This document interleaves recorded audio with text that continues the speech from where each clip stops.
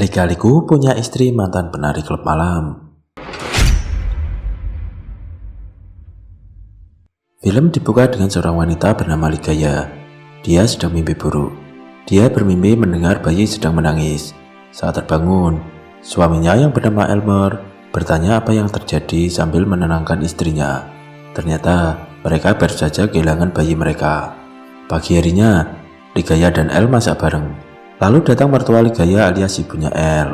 Di sini, ibunya El terlihat tidak suka dengan Ligaya. Dia terus menyindir Ligaya di depan El. Mendengar ucapan pedas mertuanya, Ligaya berusaha menahan amarahnya. Malam harinya, Ligaya bilang pada El, dia berharap kalau ibunya El bisa bersikap baik kepadanya. Ligaya bilang, apakah sikap ibunya seperti itu dikarenakan El menikah dengannya. Pasalnya, Ligaya dulu adalah mantan penari klub malam.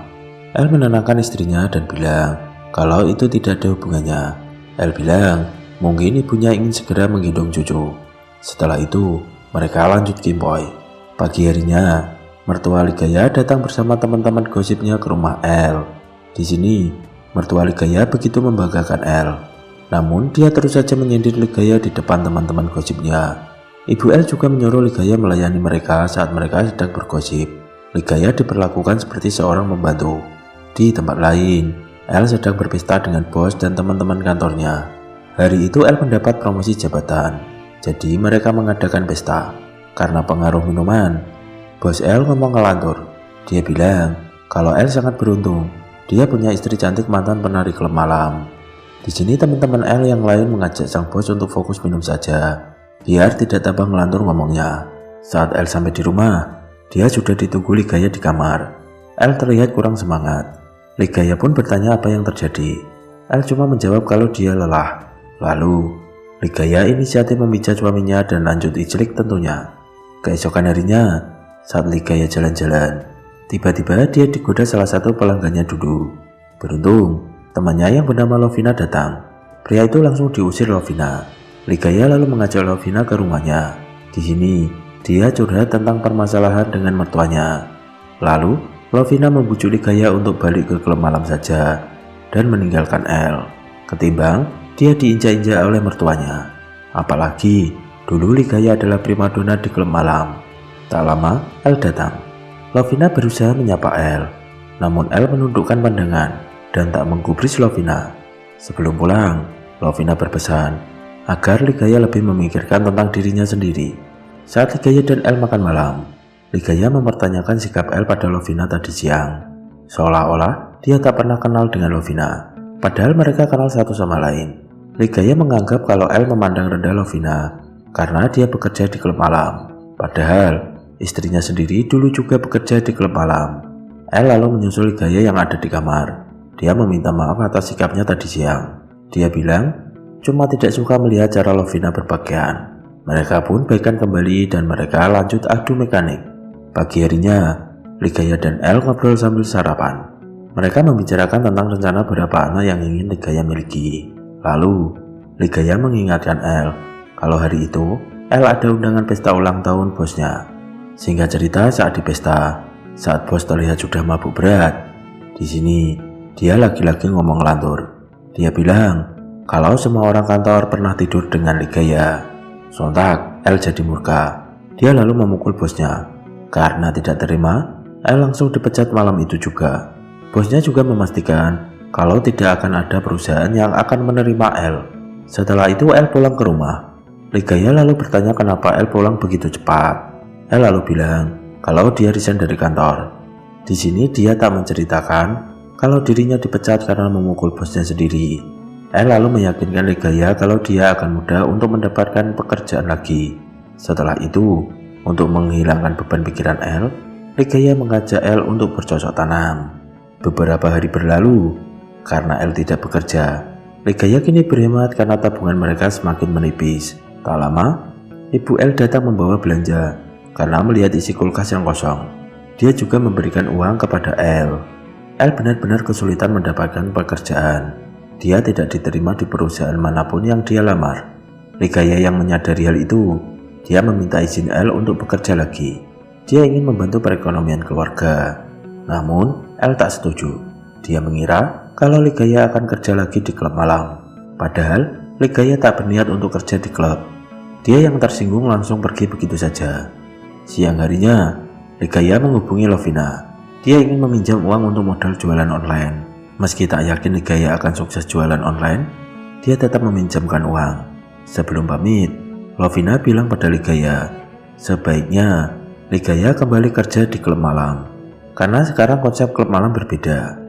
Dia menjelaskan kalau mereka cuma menari dengan menggunakan topeng. Mereka tidak akan disentuh atau menemani tamu di meja. Malam harinya, Ibu El datang ke rumah saat Ligaya sedang masak. Seperti biasa, Ibu El bersikap sinis pada Ligaya. Lalu, dia mencicipi masakan Ligaya. Dia bilang kalau masakan Ligaya sangat asin. Dia menuduh Ligaya akan meracuni anaknya sambil mencaci maki. Ligaya yang sudah tak tahan dengan sikap mertuanya, tak sengaja dia mendorong mertuanya. Kejadian itu terjadi bertepatan saat El datang. Di sini, El membela ibunya dan tak percaya dengan pembelaan Ligaya. Saat di dalam kamar, El meminta maaf atas kejadian barusan. Dia tak bermaksud membela ibunya. Namun Ligaya yang sudah muak. Dia bilang sudah lelah dengan sikap El dan ibunya yang selalu menindasnya. Dia lalu pergi begitu saja. Dan ternyata, Ligaya balik ke klub malam. Dia memutuskan untuk mengikuti saran Lovina. Kini, Ligaya berduet dengan Lovina menari di klub malam. Di tempat lain, El sedang berada di bar. Dia dihampiri wanita bernama Darlene. Wanita ini adalah mantan El. Darlene bilang kalau dia sudah tahu permasalahan El yang ditolak semua perusahaan. Dia lalu menawari El untuk bekerja di perusahaannya saja. Hal ini dilakukan untuk menebus kesalahannya dulu yang pergi meninggalkan El begitu saja. Lalu, El dan Darlene pergi ke kamar mandi. Mereka keyboard di sana untuk melepas kangen. Pagi harinya, El terlihat begitu bahagia. Ligaya bertanya kenapa El senyum-senyum. El lalu cerita kalau dia diterima di sebuah kantor karena dibantu oleh seseorang. El meminta Ligaya untuk berhenti bekerja dan kembali mengurus rumah. Ligaya bertanya siapa yang sudah membantu El. Dia ingin mengajaknya makan bersama sebagai ucapan terima kasih. Namun El tak menjawab siapa orang yang telah membantunya mendapatkan pekerjaan. Karena suasana hati mereka sedang happy, mereka langsung ijlik. Saat sedang adu mekanik, tak sengaja El melihat topeng di dalam tas Ligaya. Malam harinya, saat El dan Ligaya sedang makan malam, Ibu El datang bersama Darlene. Ligaya langsung kaget melihat Darlene datang. Di sini, Ibu El dengan tanpa dosa cerita kalau Darlene adalah orang yang telah membantu El mendapatkan pekerjaan baru. Karena merasa tak nyaman dengan semua sindiran mertuanya, Ligaya memutuskan untuk segera berangkat bekerja. Di sini, El terlihat hanya pelongo-pelongo. Saat Ligaya sedang joget, salah satu teman El melihat lalu merekamnya.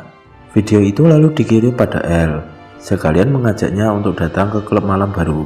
El yang melihat video itu langsung tahu kalau yang sedang menari adalah istrinya. Dia tahu karena dia mengenali topeng yang sedang digunakan penari itu. Setelah itu, El menelpon Darlene untuk datang ke rumahnya. Darlene langsung datang dan El mengajak Darlene untuk bercocok tanam di kamar. Di tengah permainan, tak disangka, Ligaya masuk ke kamar dan memergoki mereka. Ligaya langsung marah-marah dan memaki suaminya. Setelah kemarahan Ligaya reda, El mengajak Ligaya untuk ngobrol baik-baik. Di sini, mereka merasa saling dibohongi. El merasa dibohongi karena ternyata Ligaya kembali bekerja menjadi penari. Sedangkan Ligaya merasa dibohongi karena El sudah selingkuh. Lalu mereka setuju untuk jujur satu sama lain. Ligaya lalu mengaku kalau selama ini dia meminum pil KB agar tak hamil. Hal itu dilakukan karena dia terus direndahkan oleh mertuanya. Dia tak ingin memiliki anak, kalau nantinya anak itu akan direndahkan oleh neneknya. Lalu El juga cerita kalau dia dipecat dan susah mendapatkan pekerjaan karena memukul bosnya. Hal itu dilakukan karena telah merendahkan istrinya. Mereka lalu saling memaafkan. El ingin memperbaiki hubungan mereka lagi. Hari berikutnya, El dan Ligaya memutuskan untuk keluar dari rumah pemberian ibunya. Melihat hal itu, ibunya berusaha untuk menahan El. Namun El sudah bertekad ingin hidup mandiri dengan Ligaya untuk menemukan kebahagiaan. Dan film pun selesai. Pesan dari film ini adalah, setiap permasalahan rumah tangga harus segera diselesaikan dengan pikiran jernih. See you, jangan lupa subscribe, dan lancar terus rezekinya.